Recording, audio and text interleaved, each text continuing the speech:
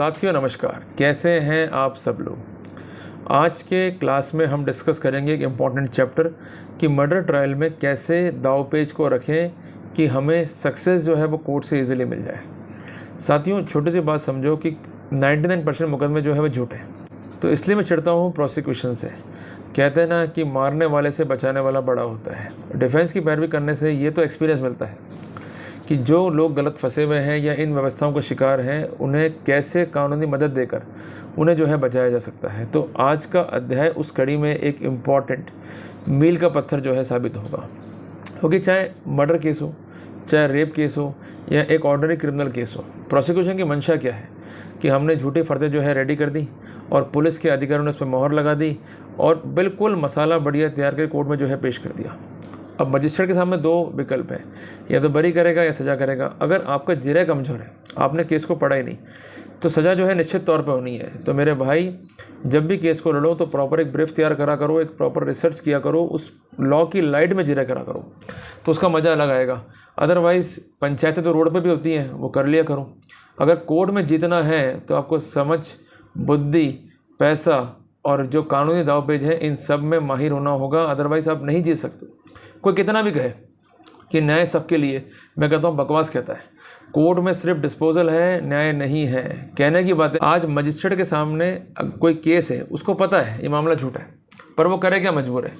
Even जाके परिवादी उसको ये कह दे कि भाई ये केस जो है झूठा है और आपने अगर बरी कर दिया तो मैं हाईकोर्ट जाके शिकायत कर दूंगा, तो उसको टेंशन हो जाएगी, भाई अगर मैंने बरी कर दिया इस झूठे केस में तो मेरी हो जाएगी ऐसी की तैसी।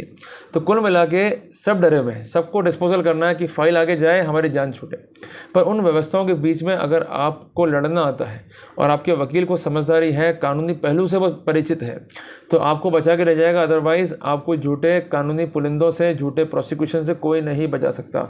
ये मैं आपको ओपन ग्राउंड पर कह रहा हूँ। चाहे कोई सा मामला आप लड़ रहे हो, चाहे प्रिवेंशन ऑफ करप्शन का हो, ईडी का हो, सीबीआई का हो, मर्डर का हो, रेप का हो, कोई मैटर हो, ये बात जो है ध्यान में रखते हुए चलना। आपको ही रहना पड़ेगा vigilant, you should be master of your facts.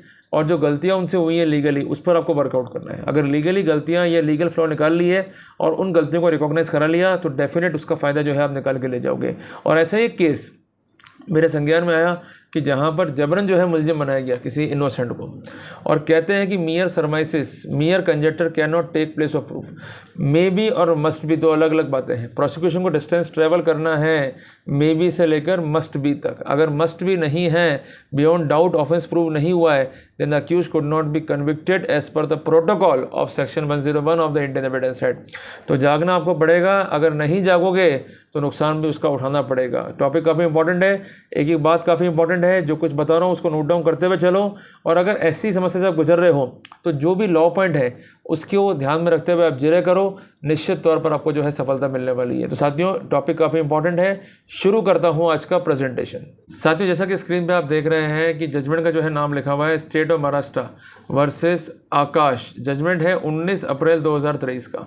और साथियों ये रिसर्च वर्क होता है ना, ये करने पड़ते हैं आप लोगों के लिए, और इसमें मेरी पूरी टीम का जो है मुझे सहयोग रहता है। और खासकर वैभव जी जो मेरे यहाँ वाइस प्रेसिडेंट भी हैं, वो वर्कआउट करते रहते हैं, निरंतर रूप से रिसर्च टीम को एक्टिवेट रखते हैं कि ऐसे लॉ लेकर वो आएँ, ढूंढ के लाएँ समुद्र की गहराइयों में जाकर, ताकि उन मोतियों को मैं आपके सामने रख सकूं और वो मोती जो है आपकी जान बचा सकें। साथियों ये टॉपिक इंपॉर्टेंट काफ़ी इसलिए है कि इसमें बहुत सारे बिंदु जो है डिस्कस हुए, चाहे वो एक्विटल को लेकर हो, चाहे वो सेक्शन 27 इंडियन एविडेंस एक्ट को लेकर हो, या अदर एविडेंस पर्सपेक्टिव को लेकर हो। साथियों सबसे पहले आप एक एक बात को जो है नोट करते हुए चलें।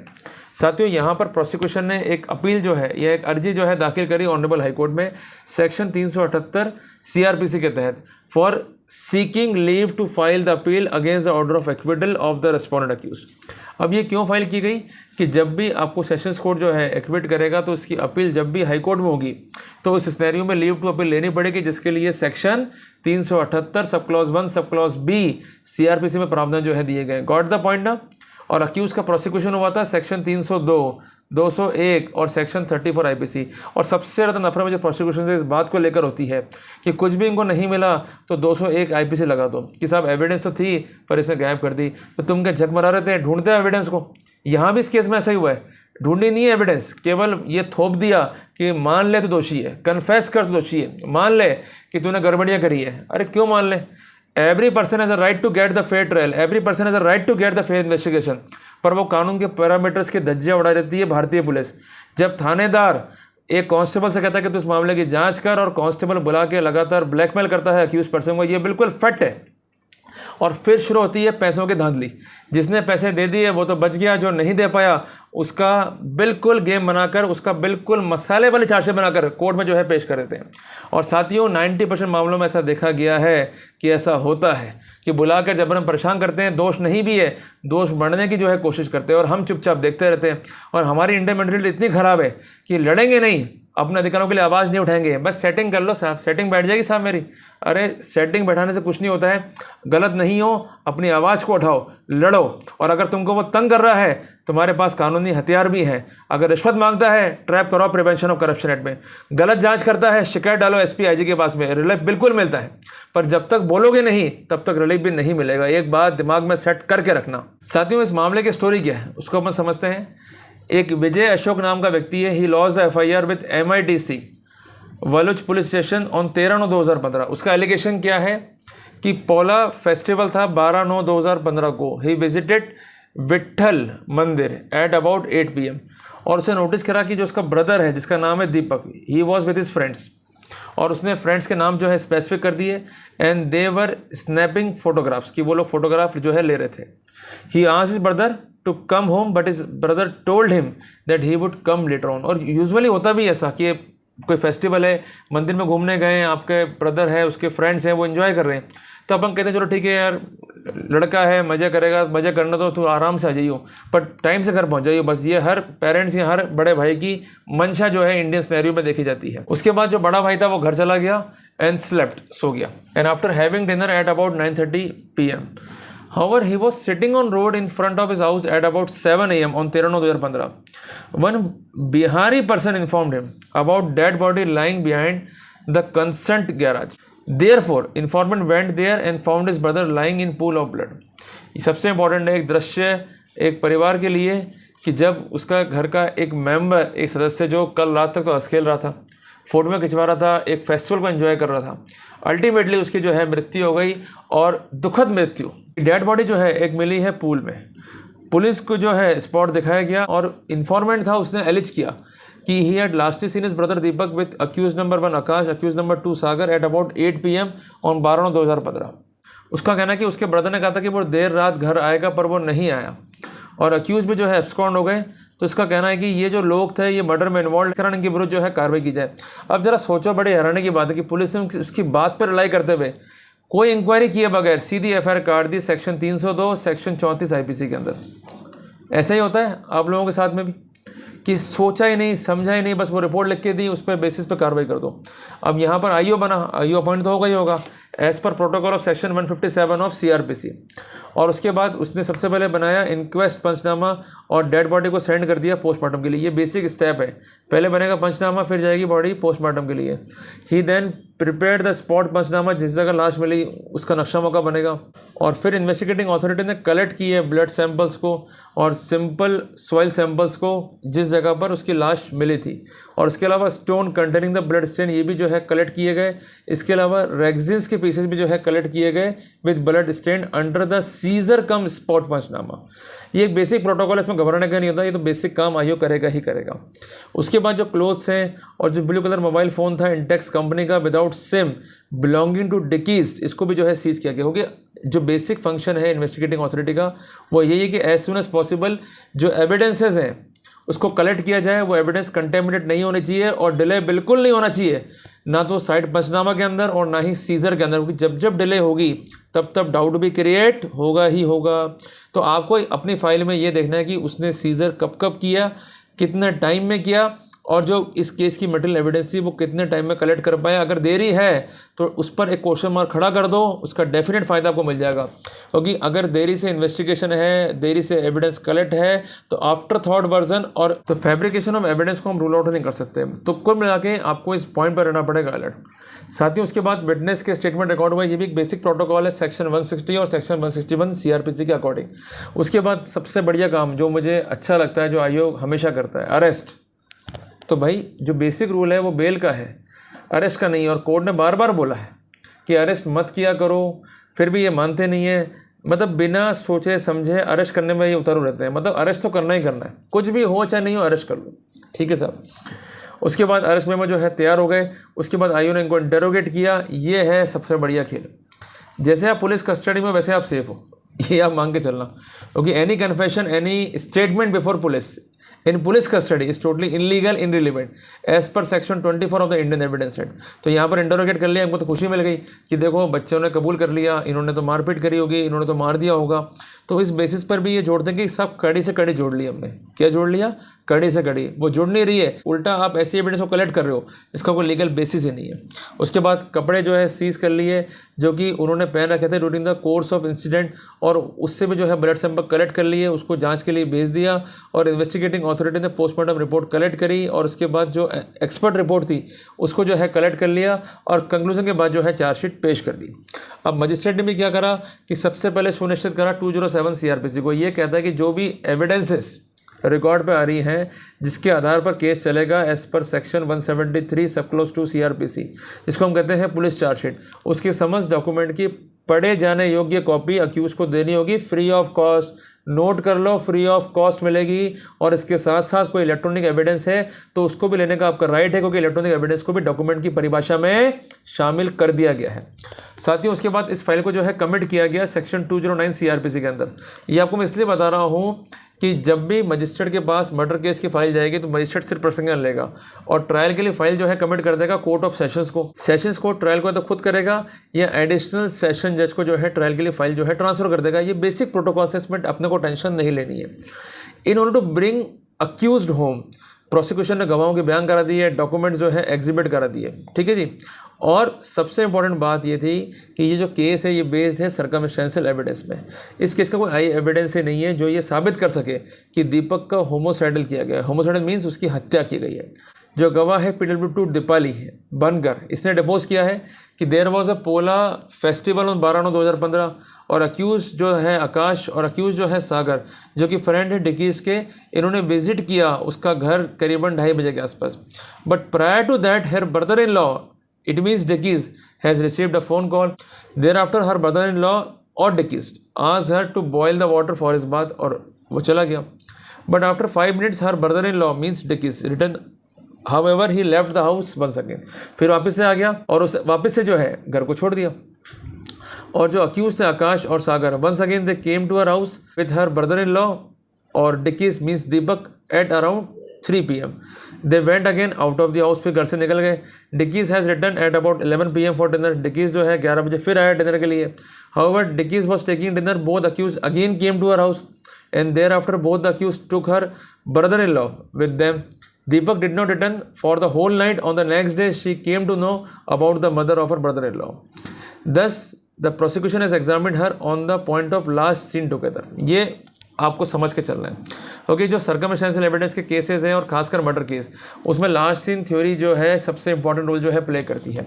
पर एक बात जो है समझनी है, मैं बार बार डिस्कस करता हुआ रहा हूँ कि लास्ट सीन थ्योरी या last seen together theory is not a conclusive proof to the facts on the record to draw the conclusion that the concern accused is guilty.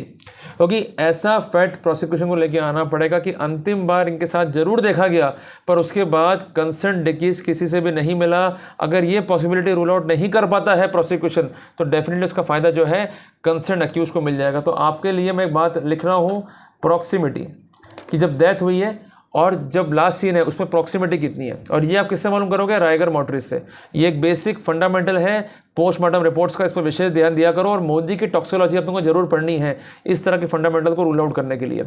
यहाँ पर कोर्ट ने जो है एविडेंस को एनालिसिस किया, तो court ने माना कि अधिकांश एविडेंस तो हियर्स एविडेंस है, and they came to know about the murder of concerned Deepak और कंसर्न डिकीज थ्रू अदर्स। और जो टेस्टिमोनी है मिस्टर महेश अगम की, on the day of Pola festival on 12/9/2015 he was watching the procession of bull, की जो झगड़े होते हैं ना बुल के, बुल फाइट से कहते हैं, वो देख रहा था। दीपक ने भी जो है पार्टिसिपेट किया in the procession with his bull, and at that time both the accused Akash and Sagar were with Deepak. At that time, Deepak was told him that there was exchange of hot word between Akash and Deepak, as Akash felt that while participating in the procreation, the Deepak had pushed him. Accused number 1, Akash threatened Deepak since it was a second push to him. If Deepak would again push him, he will kill him. Accused number 2, Sagar, also told that act of pushing by Deepak are sufficient and he should be taught less. तो कुल मिला के एक story जो है godly Mahesh ji ने आके उनका कहना यह था कि जब बुल फाइट जो हो रही थी उस समय धक्का मुक्की हो गई होगी, जो धक्का मुक्की अमूमन फ्रेंड्स में हो जाती है, धक्का मुक्की वैसे ही बताएगी, पर ये धक्का मुक्की जो है रास नहीं आई आकाश को, उसने धमकी दे दी उसको, और इस बात को उसने जो है कॉर्पोरेट करने के लिए कोर्ट में अपने बयान देना जो है उचित समझा। पर सबसे इंपॉर्टेंट बात है कि after the said narration all of them went, however next day Mahesh came to know about the murder of Deepak. पर ये जो नरेशन हुआ उसके बाद सब लोग जो है चले गए और अगले दिन मालूम पड़ा महेश जी को भी कि इस दीपक का जो है मर्डर हो गया। यहाँ पर जो मेडिकल जूरिस्ट था उसका बयान हुए, इसने पोस्टमार्टम करा on the dead body of Deepak और इसको 22 एक्सटर्नल इंजरी जो है यहाँ पर मिली and their corresponding internal injuries to the injured describe in column number 17 of the concerned PMR। इसके अलावा फ्रैक्चर भी जो है देखे गए with one of the fracture जो कि था ऑक्सीपिटल रीजन्स के अंदर, और सेकंड फ्रैक्चर था base and lower part of skull के अंदर, और जिस कारण मल्टीपल पीसेस में जो है ये पर्टिकुलर बोन जो है वो बढ़ गई थी।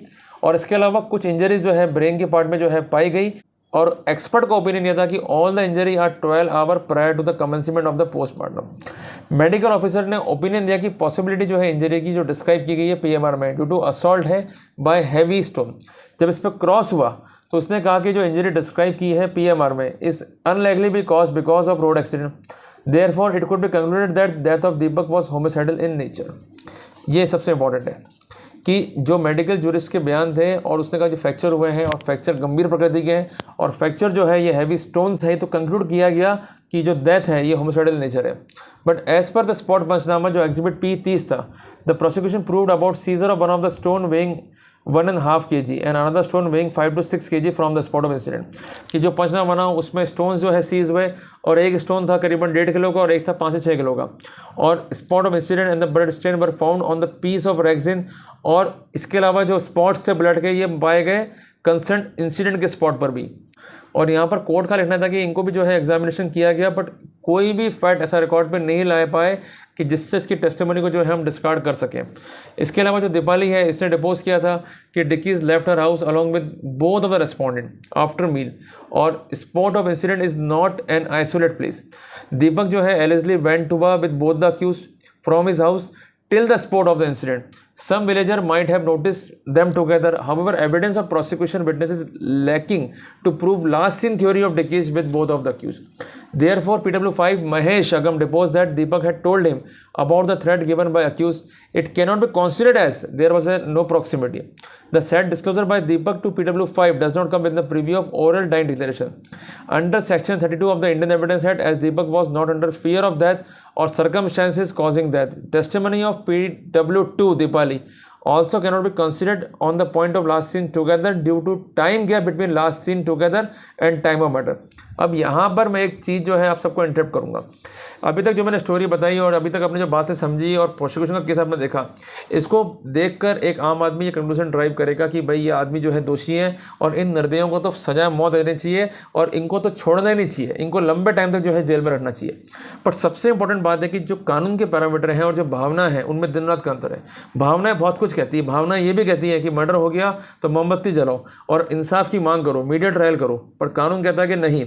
कानून कहता है कि दोषी वो होगा जिसने कानूनी प्रावधान का उल्लंघन किया, और कानूनी प्रावधान में अगर हम सर्कमस्टेंशियल एविडेंस के ऊपर मर्डर केस को लड़ रहे हैं तो सबसे इंपॉर्टेंट बात यह है कि लास्ट सीन थ्योरी को प्रोसिक्यूशन को प्रूव करना होगा and they have to rule out कि जब लास्ट बार देखा गया और जब मर्डर हुआ उसके बीच टाइम गैप जो है बहुत कम था। अगर टाइम गैप ज़्यादा लंबा है क्योंकि ऐसा फैक्ट रिकॉर्ड पर आया है कि जो भी इंजरीज है ये 12 घंटे पहले कारित की गई थी, तो उस सिनेरियो में टाइम गैप जो है बढ़ गया, और टाइम गैप बढ़ जाने से हम ये रूल आउट नहीं कर सकते हैं कि दे वर द कंक्लूसिव पर्सन्स जो अंतिम बार लास्ट सीन के रूप में विद द कंसर्न डिकीज जो है देखे गए। और इसके अलावा जो कुछ भी कहा मृतक ने कंसर्न विटनेस को, क्योंकि प्रोसिक्यूशन पूरा दम लगा रहा था कि उसने ऐसा स्टेटमेंट दिया कि मुझे खतरा है जान का या मुझे जान से मार सकता है, पर कोर्ट ने कहा नो, कि जब तक उसको ऐसा एप्रीहेंशन नहीं है डेथ का या ऐसी कोई सर्कमस्टेंस रिकॉर्ड पे नहीं है जिसके आधार पर हम ये कह सकें कि वो कंसर्न अक्यूज उसकी मृत्यु कारित करने पर उतारित है, उस सिनेरियो में उसके ओरल वर्जन को, ओरल टेस्टिमनी को, ओरल डाइंग डिक्लेरेशन को किसी भी रूप में सेक्शन 32 इंडियन एविडेंस एक्ट के प्रीव्यू में कंसिडर नहीं किया जा सकता है। साथ ही सबसे इंपॉर्टेंट बात जो हमको समझनी है इस केस के अंदर कि जो टेस्टिमनी थी PW7 की, जो कंसर्न है with the cloth of the accused and Intex company mobile of the डिकीज जो कि सीज किए गए थे under the panchnama at the instance of both the accused. पर सबसे मजे की बात की जो रिकवरीज है वो है फ्रॉम ब्रोकन या डैमेज स्टील कप बोर्ड से जो कि लाइंग था under the tree. The set cup board was in the open place.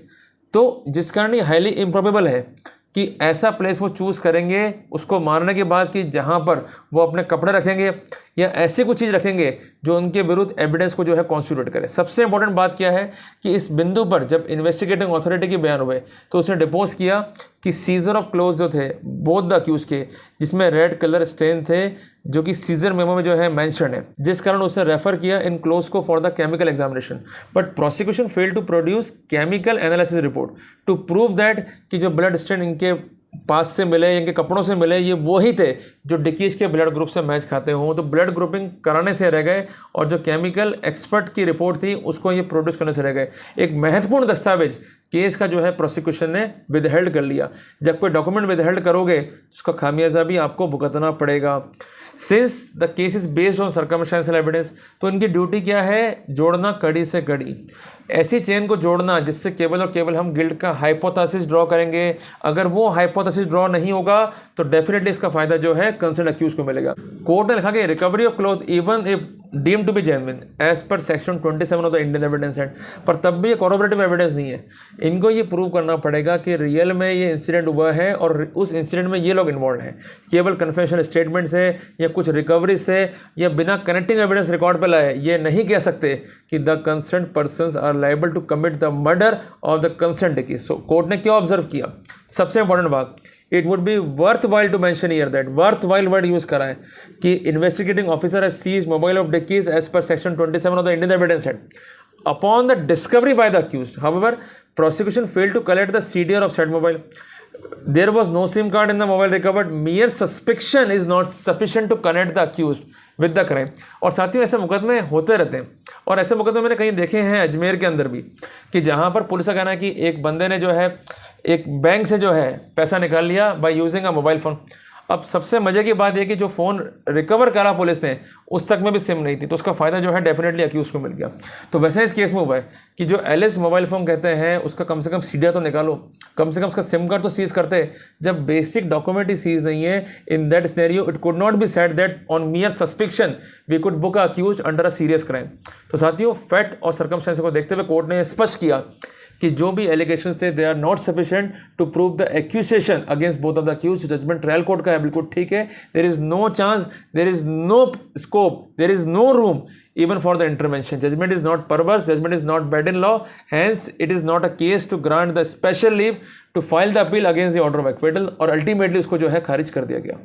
तो साथियों अल्टीमेटली इसका फायदा जो है अक्यूज को मिल गया। तो कहने की बात है कि रेप केस हो, मर्डर केस हो, प्रिवेंशन ऑफ करप्शन केस हो, कनेक्टिंग एविडेंस पर अगर केस्ड है, सर्कमस्टेंशियल केस्ड है, तो इनको प्रूव करना है मोटिव, इनको प्रूव करनी है उन चेन्स को, उनकी कनेक्टिविटी को, जिसके आधार पर एक रीजनेबल कंक्लूजन ड्रॉ कर सकें ऑफ द गिल्ट का। अगर वो चेन ब्रेक हो गई है, कोई मटेरियल एविडेंस को विदहेल्ड कर लिया गया है, तो डेफिनेटली उसका फायदा जो है अक्यूज को मिल जाएगा। तो घबराए नहीं, अपने राइट्स को पहचाने और कानून में अगर कोई राइट है तो उसके तहत आपको रेमेडी भी मिलेगी। कहते हैं लैटिन में कि उबी जस इबी रेमेडियम, जहां पर आपके राइट है वहां पर रेमेडी भी है। पर आपको आपके राइट्स नहीं पता तो रेमेडी कैसे मिलेगी? तो जागो, पढ़ो और निश्चित तौर पर अपने केसों को जीतो अगर आप झूठे फंसाए गए हो तो। साथियों मिलते हैं एक नए टॉपिक के साथ, तब तक के लिए जय हिंद, जय भारत।